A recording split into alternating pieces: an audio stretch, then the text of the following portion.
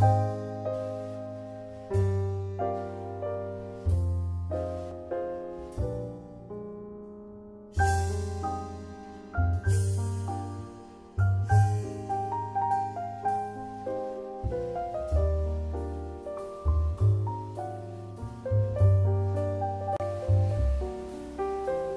har en gammel elsket patchwork-kjole i blomstret chiffon.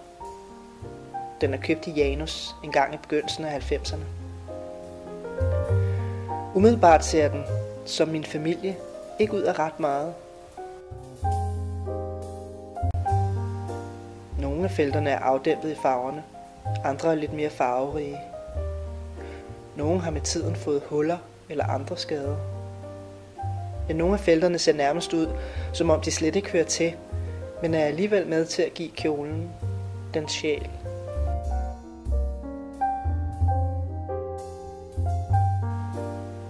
Ligesom min familie, der også er sammensat, stor, spraglet, udefinerlig, tynd som chiffon og alligevel nærmest uopslidelig.